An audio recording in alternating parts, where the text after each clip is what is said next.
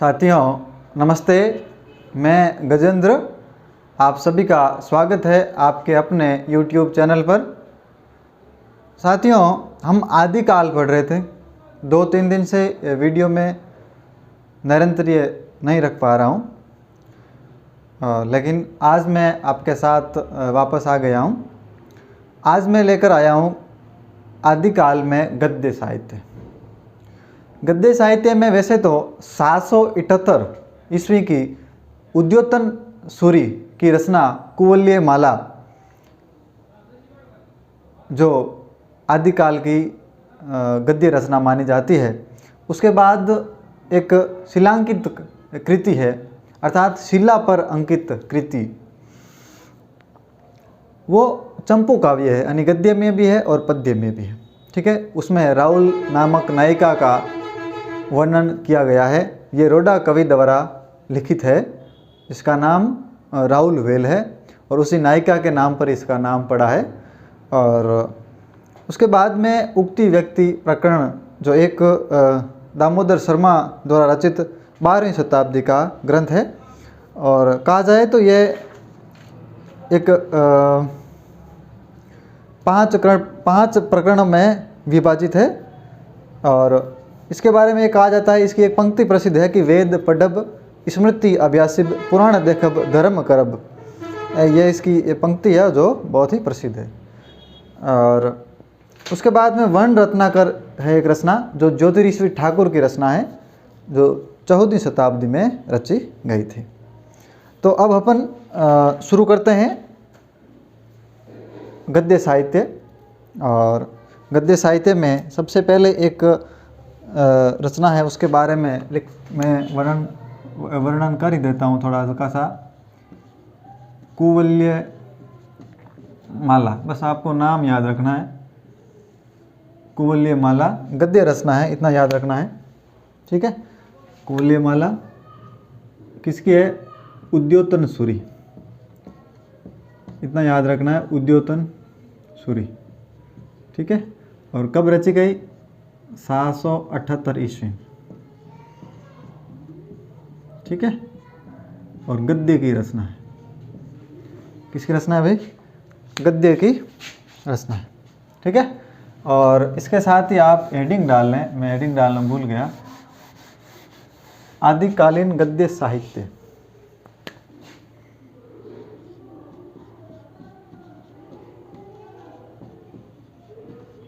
हालांकि कुछ रचनाकारों ने रचनाओं को आधुनिक काल के आरंभ में देना उचित समझा, लेकिन मुझे लग रहा है कि अपन आदिकाल में ही पढ़े।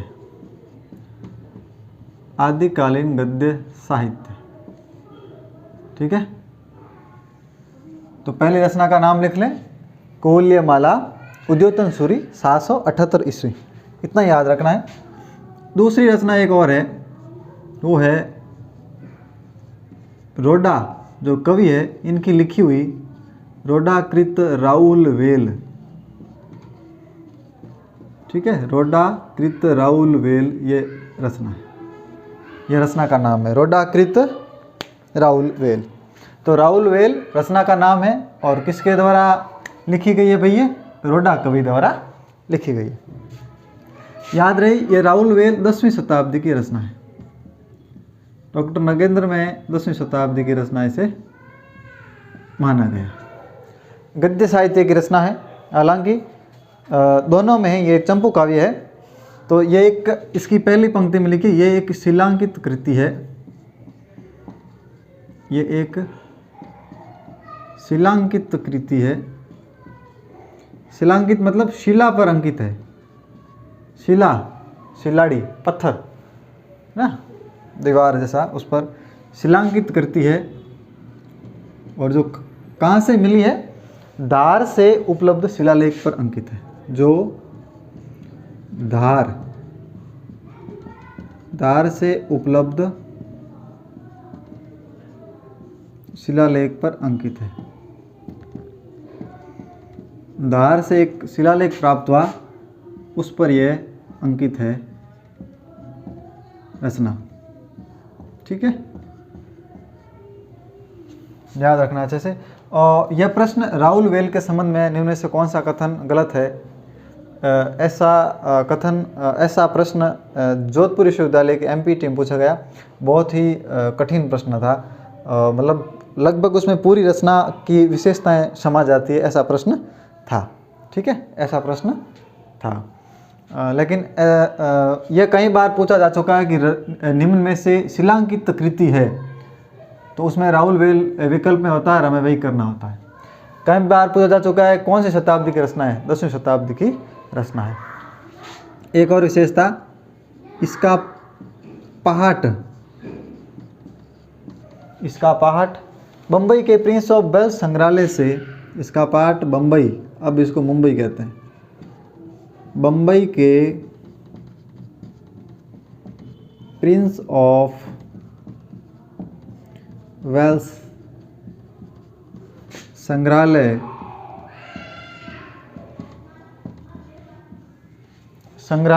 से उपलब्ध कर प्रकाशित कराएगा, उपलब्ध कर प्रकाशित कराया। ठीक है, यह भी इसकी विशेषता है। कहाँ से मिला? बम्बई के प्रिंस ऑफ वेल्स संग्रहालय से उपलब्ध हुआ। और ये गद्य पद्य में मिश्रित चंपू काव्य की प्राचीनतम हिंदी कृति है। यह रचना जो है गद्य पद्य में, गद्य में है। इसका आरंभ जो है पद्य में है, बाद में इसका ये गद्य में लिखी गई है। ठीक है, तो गद्य पद्य में, गद्य पद्य में या मिश्रित, गद्य पद्य मिश्रित चंपू काव्य की प्राचीनतम हिंदी कृति। यह प्रश्न कई बार पूछा जा चुका है। प्राचीनतम हिंदी कृति या रचना। ठीक है, गद्य पद्य में चंपू काव्य की प्राचीनतम हिंदी कृति। और इसकी रचना जो है, इसकी रचना शुरुआत कैसे हुई? देखो, इसकी रचना राहुल नामक नायिका के नक्षिक वर्णन से, राहुल है, इसके नाम पर ही पड़ा है राहुल वेल। राहुल नामक नायिका है, ध्यान रखना, नायिका के नक्षिक वर्णन, नक्षिक ये श्रृंगार रस में बहुत ही प्रसिद्ध है। नक्षिक वर्णन के प्रसंग में हुई, नक्षिक वर्णन के प्रसंग से हुई। ठीक है, राहुल नामक नक्षिक वर्ण के प्रसंग में या प्रसंग से हुई।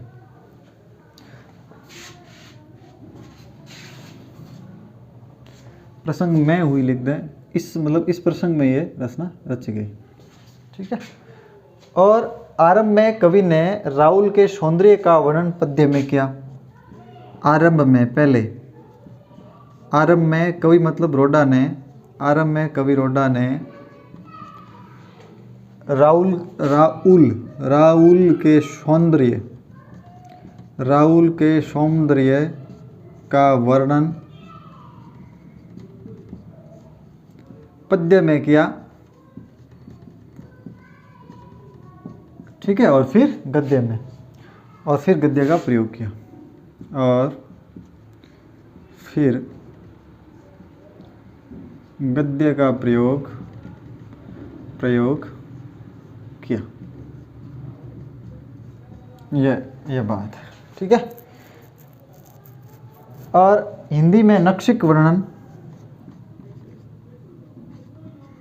डॉक्टर नगेंद्र में ऐसा लिखा है कि हिंदी में नक्षिक वर्णन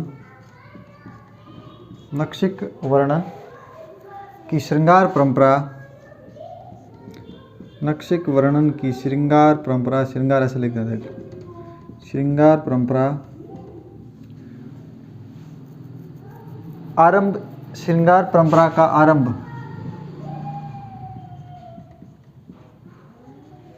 इसी रचना से माना जाता है। इसी रचना से नक्शिक वर्ण परंपरा की इसी रचना से होती है। ऐसा कौन कहता है भाई? डॉक्टर नगेंद्र ऐसा कहते हैं। डॉक्टर नगेंद्र के अनुसार लिख सकते हैं कि हिंदी में नक्शिक वर्ण की श्रृंगार परंपरा का आरंभ इसी रचना से माना जाता है। ऐसी कोई पहले रचना थी नहीं, ऐसा नगेंद्र कहते हैं। और इसमें बड़ी बात भाषा के संबंध में इसमें एक बहुत ही बड़ी बात बनती है जो अलग से पूछी जा सकती है। तो यहाँ लिख ले भले, भाषा हिंदी की 7 बोलियों के शब्द मिलते हैं। हिंदी भाषा की 7 बोलियों के शब्द मिलते हैं। 7 बोलियों के शब्द इसमें मिलते हैं, बहुत बड़ी बात है। 7 बोलियों के शब्द मिलते हैं जिसमें राजस्थानी बोली है जो प्रधान है। कौन सी बोली प्रधान है भाई?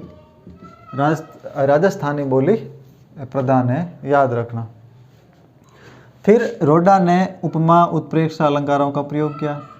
कवि रोडा ने उपमा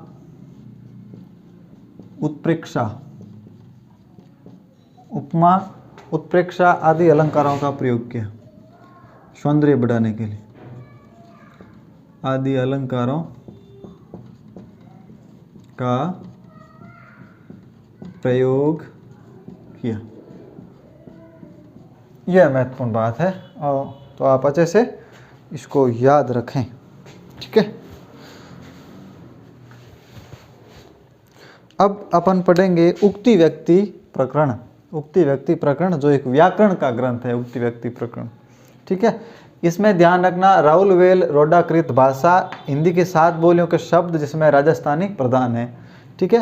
रोडा ने हिंदी की 7 बोलियों के शब्द, हिंदी की, और कौन सी भाषा प्रधान है? राजस्थानी बोली प्रधान है।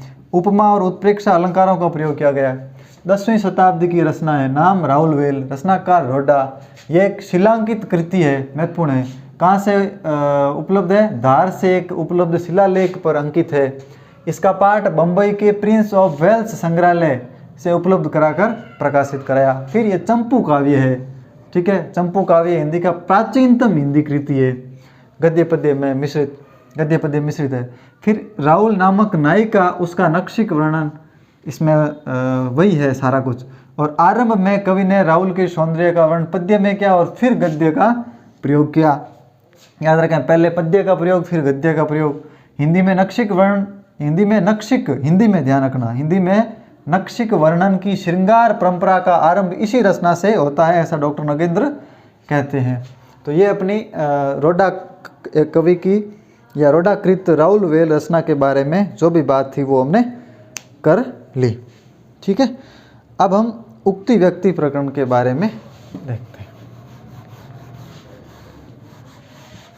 जो एक उक्ति व्यक्ति प्रकरण दामोदर शर्मा का है, दामोदर शर्मा का है, जो अपने एक व्याकरण ग्रंथ है उक्ति व्यक्ति प्रकरण, ठीक है। व्याकरण ग्रंथ है। तीनों की भाषा क्या है उसके बारे में आपको ध्यान रखना है। राउलवेल की भाषा हिंदी, जिसमें हिंदी की मतलब 7 बोलियों के शब्द मिलते हैं, जिसमें राजस्थानी प्रधान है। अब बात आती है उक्ति व्यक्ति प्रकरण। उक्ति व्यक्ति प्रकरण का मतलब होता है अध्याय। जो पार्ट में बांटी गई होती है उसे प्रकरण कहा जाता है, ठीक है। तो उक्ति व्यक्ति प्रकरण, रचनाकार दामोदर शर्मा है, ठीक है, याद रहे, पंडित दामोदर शर्मा ऐसे रचनाकार है। और याद रहे राउलवेल 10वीं शताब्दी की है, तो ये 12वीं शताब्दी की रचना है।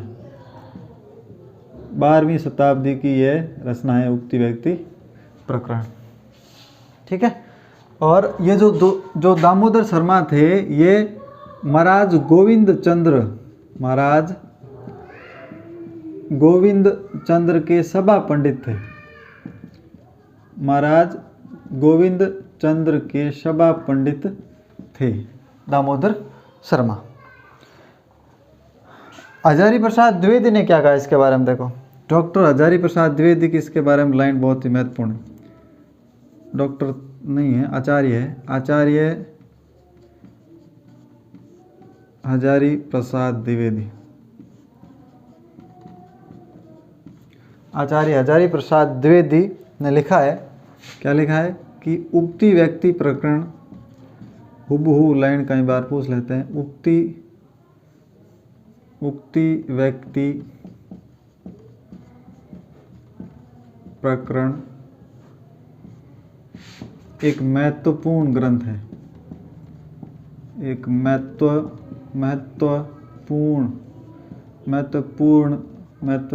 ग्रंथ है। आगे क्या कहते हैं, इससे बनारस महत्वपूर्ण ग्रंथ है, इससे बनारस और आसपास के प्रदेशों की, बनारस और आसपास के प्रदेशों की संस्कृति और भाषा, आसपास के प्रदेशों की संस्कृति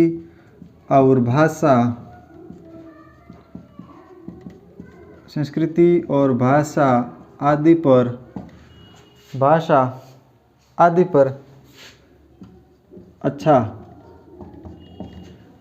पर अच्छा प्रकाश पड़ता है। मतलब बनारस और आसपास के इलाकों की भाषा और संस्कृति के बारे में जानने को मिलता है। उस युग के काव्य रूपों के, मतलब 12वीं शताब्दी का जो इसमें जो रचना काल है, तो इस युग के काव्य रूपों, कौन कौन से काव्य रूप थे उनके बारे में जानने को मिलता है। हालांकि ये गद्य रचना है। उस युग के काव्य रूपों के संबंध में भी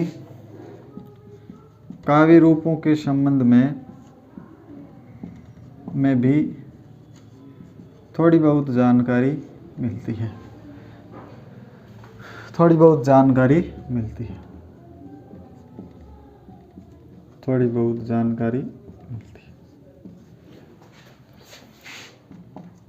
ध्यान रहे, कुछ भी पीछे नहीं छोड़ूंगा। फैक्ट, एक भी प्रश्न ऐसा नहीं है जो मैंने करवाया और उसमें आपसे जो टॉपिक मैंने करवा दिया, कोई टॉपिक छूट गया वो अलग बात है। हालांकि कुछ भी नहीं छोड़ा है, लेकिन कहते हैं ना, छोड़ेंगे नहीं तब तक, तोड़ेंगे नहीं जब तक छोड़ेंगे नहीं। चिंता मत करो। आप एग्ज़ाम में अच्छे मार्क्स दिलवाने की अपनी गारंटी तो मत समझिए, लेकिन विश्वास रख लीजिए। और एक बार अब जैसे ही आज आदिकाल कंप्लीट हो जाता है, पूर्ण हो जाता है लगभग आदिकाल, कुछ टॉपिक्स पीछे बचते हैं वो मैं करवा दूंगा, ठीक है। कुछ टॉपिक्स पीछे नहीं बचते, लेकिन कुछ फैक्ट्स जो हमने छोड़ दिए या छूट गए किसी कारणवश, कहीं से कोई किसी, अब ऑथेंटिक जो मटेरियल था वो तो मैंने पढ़ा दिया। अब कुछ गाइड्स में कुछ फैक्ट्स दे रखे हैं जो मुझे लगता है यदि ये सही है, कहीं मिलान करूँगा मैं, तो वो फैक्ट्स मैं एक क्लास में कंप्लीट करवा दूंगा। और आज जैसे ही आदिकाल आज कंप्लीट हो जाएगा, एक और रचना रही है इसके बाद, उक्ति व्यक्ति प्रकरण के बाद। रचना का नाम वर्ण रत्नाकर है, ठीक है, ज्योतिषी ठाकुर की रचना है मैथिली भाषा में। उसके बाद अपने आदिकाल पूर्ण हो जाएगा और बहुत ही अच्छा कवर किया है। आप भले पुराने प्रश्न पत्र उठाकर देखें और उनमें प्रश्न ढूंढ लीजिए। मुझे लगता है कि इससे बाहर कोई प्रश्न नहीं रहा होगा। और नहीं, मैंने पहले तो मैंने पुराने प्रश्न पत्र देखे ही थे, लेकिन ऐसा नहीं है कि मैं पुराना कोई प्रश्न है उसमें से आया है उसको लेकर यहाँ कर रहा हूँ, ऐसा नहीं किया। अच्छी बुक से उठाए हैं जहाँ से प्रश्न बनते हैं, इसलिए मुझे विश्वास है कि प्रश्न पीछे नहीं रहे हैं। और उसके बाद आपको बता दूं कि जैसे ही ये पूर्ण हुए, जैसे ही ये गद्य साहित्य पूर्ण होगा, उसके बाद हम धीरे धीरे क्या करेंगे, आदिकाल के जो भी प्रश्नोत्तरी है, जो भी पुराने प्रश्न पूछे गए हैं या जो भी नए प्रश्न बन सकते हैं, उनके बारे में यहाँ बोर्ड पर मैं चर्चा करूँगा। प्रश्न लेकर आऊँगा पुराने, और नया प्रश्न कैसे बनता है उस पर भी चर्चा करूँगा। तो आप मतलब ज़रूर देखिएगा। और इसके बाद मैं भक्ति काल लेकर आऊँगा, और भक्ति काल के लिए मुझे थोड़ा वक्त चाहिए, 3-4 दिन 5 दिन का। तो मैं अच्छी किताबों का अध्ययन करके, हालांकि मैंने अध्ययन कर रखा है, उनका लिखना है, थोड़ा मटेरियल पॉइंट्स लिखने हैं आपको लिखवाने के लिए, वो पॉइंट्स लिखूंगा। और जो भी समझने लायक एक भक्ति काल का जो दृष्टिकोण बनता है, शुक्ल कहते हैं कि मुसलमानों के आने से आक्रमण की प्रतिक्रिया के रूप में हुआ, हिंदुओं के पास और कुछ बचा ही नहीं था दबी कुचली जनता के पास। आचार्य प्रसाद द्विवेदी कहते हैं कि परंपरा से आया है, यदि मुसलमान नहीं, इस्लाम नहीं आया होता तो भी बारे आना वैसे ही होता जैसा आज है। इस्लाम को मैं मना नहीं कर रहा ऐसा। और ग्रीसन ईसाईयत की देन मानते हैं, कुछ लोग इसको लोक जागरण कहते हैं, ठीक है। तो लोक जागरण काल, जागरण आंदोलन, अलग अलग सभी के अलग अलग मत है, उन सभी के बारे में हम भक्ति काल के बारे में चर्चा करेंगे। तो फिलहाल ये कथन याद जरूर रखें कि उक्ति व्यक्ति प्रकरण एक महत्वपूर्ण ग्रंथ है। इसे बनारस और आसपास के प्रदेशों की संस्कृति और भाषा आदि पर अच्छा प्रकाश पड़ता है। उस युग के काव्य रूपों के संबंध में भी थोड़ी बहुत जानकारी मिलती है। और अगला पॉइंट है कि ये व्याकरण ग्रंथ है, ये व्याकरण ग्रंथ है, ठीक है। ये सबसे उपयोगी बात है, व्याकरण ग्रंथ है जो राजकुमारों को स्थानीय भाषा सिखाने के लिए लिखा गया था।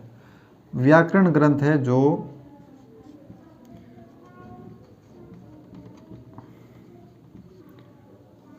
राजकुमारों को स्थानीय भाषा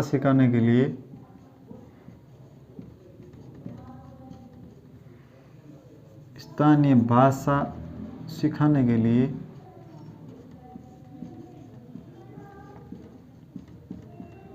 लिखा गया था, लगाया नहीं लगा कोई फर्क नहीं, ठीक है। ये बात महत्वपूर्ण है, क्या है, व्याकरण ग्रंथ है और राजकुमारों को स्थानीय भाषा सिखाने के लिए लिखा गया। फिर डॉक्टर नगेंद्र लिखते हैं कि इसमें गद्य पद्य में तत्सम शब्दावली, गद्य पद्य में तत्सम शब्दावली, चंपू काव्य इसको नहीं कहा गया है, ध्यान रखना, वो राहुल वेल को कहा गया। गद्य पद्य में तत्सम शब्दावली के प्रयोग की पहली प्रवृत्ति का पता चलता है। शब्दावली के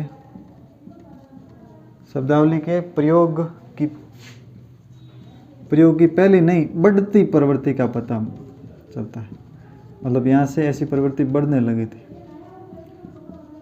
बढ़ती प्रवृत्ति का पता चलता है, ठीक है। इसमें गद्य पद्य में तत्सम शब्दावली है लेकिन चंपू काव्य नहीं है। प्रयोग की बढ़ती प्रवृत्ति का पता चलता है। चंपू काव्य गद्य पद्य में मिश्रित रचना को कहा जाता है, ध्यान रखना। फिर बात कि ये 5 प्रकरणों में विभाजित है। नाम उक्ति व्यक्ति प्रकरण है तो 5 प्रकरणों में विभाजित है, 5 प्रकरणों में विभाजित है, 5 अध्याय इसके। उसके बाद पंडित दामोदर ने इसकी भाषा बताई अपभ्रंश, खुद ने, पंडित दामोदर शर्मा ने इस रचना की भाषा, इसकी भाषा क्या बताई, अपभ्रंश। और सुनीति कुमार चटर्जी ने, सुनीति कुमार चटर्जी ने क्या भाषा बताई भाई, कौशली भाषा बताई सुनीति कुमार चटर्जी ने, ठीक है। तो इसकी एक लाइन प्रसिद्ध है जो नगेंद्र में लिखी गई थी उक्ति व्यक्ति प्रकरण की, वो लाइन में एक बार आपको लिखा देता हूँ कि वेद पढ़ब, लाइन है वेद, डॉक्टर नगेंद्र ने लिखी थी कि नगेंद्र में लिखी हुई थी, नगेंद्र के इतिहास ग्रंथ में, और लिखी है किसने, उक्ति व्यक्ति प्रकरण के रचनाकार दामोदर। वेद पढ़ब स्मृति अभ्यासिब, स्मृति कैसे बढ़ती है, अभ्यास करने से, स्मृति अभ्यासिब। वेद पढ़ब स्मृति अभ्यासिब, पुराण देखब धर्म करब, पुराण देखब धर्म करब, ठीक है। वेद पढ़ब स्मृति अभ्यासिब पुराण देखब धर्म करब। तो याद रखना है दामोदर सवी की है, 12वीं शताब्दी की रचना है उक्ति व्यक्ति प्रकरण, जो एक व्याकरण ग्रंथ है। ठीक है, कौन सा ग्रंथ है? व्याकरण ग्रंथ है, जो राजकुमारों को स्थानीय भाषा सिखाने के लिए लिखा गया। गद्य पद्य में तत्सम शब्दावली के प्रयोग की बढ़ती प्रवृत्ति का पता चलता है। 5 प्रकरण में विभाजित है। दामोदर शर्मा खुद ने इसकी भाषा अपभ्रंश बताई, सुनीति कुमार चटर्जी इसकी भाषा कौशली बताते हैं। आचार्य हजारी प्रसाद द्विवेदी ने कहा है कि यह एक महत्वपूर्ण ग्रंथ है जिससे बनारस के आसपास की संस्कृति और भाषा आदि पर अच्छा प्रकाश पड़ता है और उस युग के काव्य रूपों की भी थोड़ी बहुत जानकारी मिलती है। और ये पंक्ति है, वेद पढ़ब स्मृति अभ्यास से भी पुराण देखब धर्म करब। अब एक और ग्रंथ बचता है पीछे, पुस्तक का नाम, गद्य साहित्य की पुस्तक का नाम वो है अपनी मैथिली हिंदी में रचित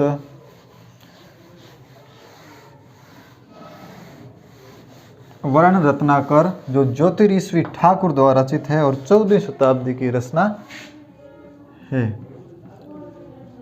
वर्ण रत्नाकर यह ज्योतिरीश्वरी ठाकुर की रचना है। किसकी लिखी हुई है भाई? ज्योतिरीश्वर, ज्योतिर प्लस ईश्वर, ज्योतिरीश्वर ठाकुर की रचना है। हजारी प्रसाद द्विवेदी से 14वीं शताब्दी की रचना मानते हैं, जो ठीक भी है। याद रखना, राउल वेल 10वीं शताब्दी, उक्ति व्यक्ति प्रकरण 12वीं शताब्दी, वर्ण रत्नाकर 14वीं शताब्दी। कौन मानता है भाई? हजारी प्रसाद द्विवेदी मानते हैं 14वीं शताब्दी की रचना, जो ठीक भी है, उस पर सभी ने सहमति जताई है। और भाषा मैथिली हिंदी में रचित, मैथिली हिंदी में रचित गद्य की यह पुस्तक, ध्यान रहिए, गद्य की यह पुस्तक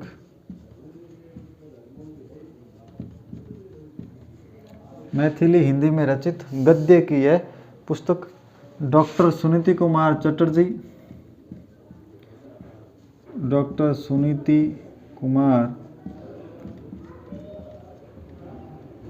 चटर्जी व पंडित बबुआ मिश्र व बबुआ, वो बुआ बबुआ वाला नहीं, यूपी में जो चलता है बुआ बबुआ, वो नहीं, पंडित बबुआ मिश्र के संपादन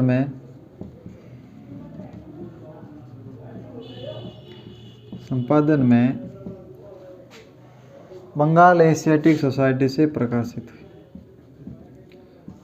बंगाल एशियाटिक सोसाइटी से प्रकाशित हुई। ठीक है, इस बात को ध्यान रखिएगा। अगला फैक्ट से, इसकी फैक्ट इम्पोर्टेंट, बहुत ही महत्वपूर्ण है कि इसकी भाषा में कवित्व है। ठीक है, अलंकारिकता, अलंकार में एक प्रत्यय लगा है, ता प्रत्यय लगा है, तब बने अलंकारिकता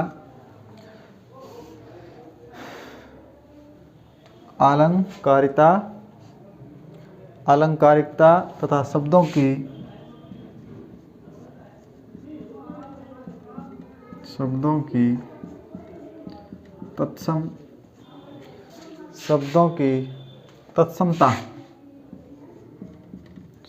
तत्समता की प्रवृत्तियां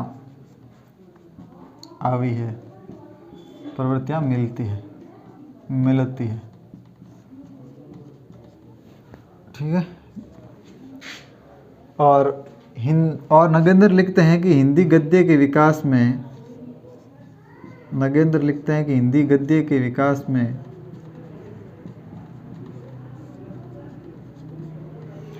आदि गद्य के विकास में राउल वेल के पश्चात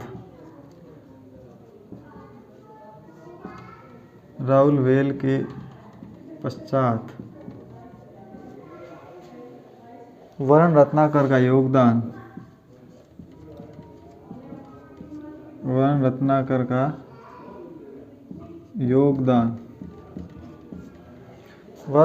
का योगदान भी कम नहीं कहा जा सकता।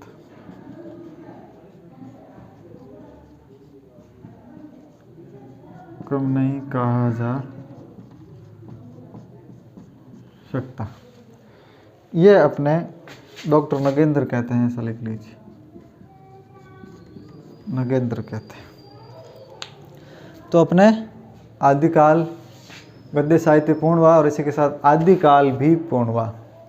अब एक निवेदन है आप सबसे कि आप सबको वास्तव में लग रहा है कि आप पुराने प्रश्न पत्र उठाइए या आपने खुद ने तैयारी की होगी तो आपको आकलन करना आता होगा और कर भी सकते हैं। आप सब देखने वाले ही करते हैं आकलन। और यदि आप में से कोई विद्वज्जन देख रहा है, वरिष्ठ साथी देख रहा है, या मेरा कोई साथी या सीनियर जूनियर साथी जो भी देख रहा है, वरिष्ठ कनिष्ठ साथी, उनसे निवेदन है कि अब आप देखें कि कैसा पढ़ा रहा हूँ, आपको ठीक लग रहा है। और वीडियो में निरंतर ये बनाए रखूँ, मतलब निरंतरता से वीडियो डालूँ, आगे भी भक्तिकाल, रीतिकाल, आधुनिक काल करवाऊँ। तो आप नीचे कमेंट सेक्शन में ज़रूर बताएं। और दूसरा निवेदन कि अपने आसपास जितने भी आप देख रहे हैं जो हिंदी से तैयारी कर रहे हैं, उनको भी ये वीडियोस दिखाएं, उनसे भी फीडबैक लें, मुझे फीडबैक दिलवाएं और टेलीग्राम चैनल ज्वाइन करें, जिसका लिंक मैं डिस्क्रिप्शन बॉक्स में दे दूंगा। तो इतना तो आपको करना ही पड़ेगा। बाकी आगे आने वाली क्लासेज में हम